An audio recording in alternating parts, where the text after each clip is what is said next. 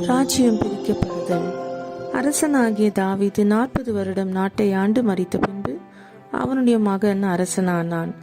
கடவுள் சாலமோனிடம் பேசி, உனக்கு நான் என்ன செய்ய வேண்டும் என்று கேட்டதற்கு, அவன் எனக்கு ஞானத்தை தர வேண்டும் என்று கேட்டான்.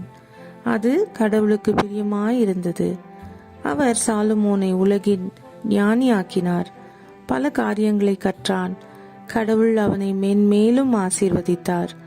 எருசலேமில் தாவீது கட்டும்படி நினைத்து சேர்த்து வைத்திருந்த பொருட்களை கொண்டு கடவுளுக்கு ஆலயத்தை கட்டினான். அதுவரை மக்கள் ஆசாரிப்பு கூடாரத்தில் பலி செலுத்தி வந்தனர். கட்டின ஆலயத்தில் கடவுள் தங்கியிருந்தார்.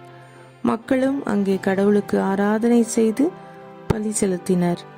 ஆனால் மற்ற நாடுகளில் இருந்து பல பெண்களை அவன் நேசித்தான். கடவுளுக்கு கீழ்ப்படியாமல் மற்ற நாடுகளில் இருந்த 1000க்கும் மேலான பெண்களை திருமணம் செய்து அவர்களுடைய விக்கிரகங்களையும் வணங்க ஆரம்பித்தான்.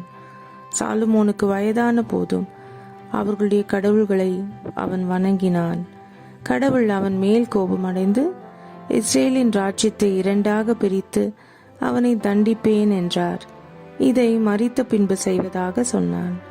மரித்த பின்பு அவனுடைய மகன் ரெகோபியாம் இஸ்ரேலில் அரசனானான்.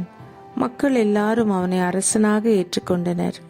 நாட்டின் எல்லா மக்களும் அரசனாகிய ரெகோபியாமினிடத்தில் வந்து, உம்முடைய தந்தை எங்களுக்கு கடினமான வேலைகளை தந்து அதிகமான வரியையும் கொடுக்க சொன்னார். எங்களுடைய வேலையை ரெகோபியாம் குறைக்கும்படி சொன்னார்கள். ஆனால் ரெகோபியாம் மிகவும் முட்டாள்தனமாக மக்களுக்கு பதில் சொன்னான். நீங்கள் சொன்னபடி என்னுடைய தந்தை உங்களை கடினமாய் வேலை செய்யும்படி செய்தார். ஆனால் நான் உங்களை அதிலும் கடினமான வேலை செய்யும்படி செய்வேன் என்றான். இப்படி அவன் சொன்னதினால் மக்கள் அவனுக்கு விரோதமாய் திரும்பினர். 10 கோத்திரத்தாரும் அவனை விட்டு விலகினர். கடைசியில் 2 கோத்திரத்தார் மட்டும் அவனோடு இருந்தனர். அதைத்தான் யூதா தேசம் என்று அழைத்தனர்.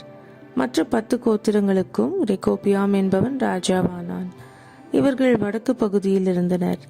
அவர்கள் தங்களை இஸ்ரேலர் என்று பெயர் வைத்துக் கொண்டனர். ஆனால் ரெகோபியாம் மக்களை கடவுளுக்கு விரோதமாய் பாவம் செய்ய வைத்தான். அவன் 2 சிலையை உண்டு பண்ணி மக்களை வணங்க வைத்தான். அதனால் அவர்கள் எருசலேமின் தேவாலயத்திற்கு சென்று கடவுளை ஆராதிப்பதை நிறுத்திவிட்டனர். யூதா மற்றும் இஸ்ரேல் நாடு ஒருவருக்கொருவர் விரோதமாய் அடிக்கடி யுத்தம் உருவாகியது. புதிய இஸ்ரேல் ராஜ்யத்தில் இருந்த எல்லா அரசர்களும் கெட்டவர்கள். இவர்களில் பலர் இஸ்ரேலர் அரசராக நினைத்த மற்றவர்கள் கொலை செய்யப்பட்டனர். எல்லா அரசர்களும் ஏறக்குறைய எல்லா மக்களும் இஸ்ரேலில் விக்கிரகங்களை வணங்கினர். இதை அவர்கள் செய்தபோது அதிகமாய் விபச்சாரம் செய்து சில நேரங்களில் தங்களுடைய பிள்ளைகளை கூட அந்த விக்கிரகங்களுக்கு படைத்தனர். தாவீதின் சந்ததியான யூதா தேசத்தின் அரசர்களில் சிலர் நியாயமாய் மக்களை நடத்தி கடவுளை ஆராதித்தனர். ஆனால் பெரும்பாலான யூதா அரசர்கள் கெட்டவர்கள். அவர்கள் அநியாயமாய் மக்களை நடத்தி விக்கிரகங்களை வணங்கி, அதிலும் சில அரசர்கள் அவர்களுடைய பிள்ளைகளை கடவுள் அல்லாதவைகளுக்கு பலி செலுத்தினார்கள். பெரும்பாலான மக்கள் விக்கிரகங்களை வணங்கி கடவுளுக்கு விரோதமானதை செய்தார்கள்.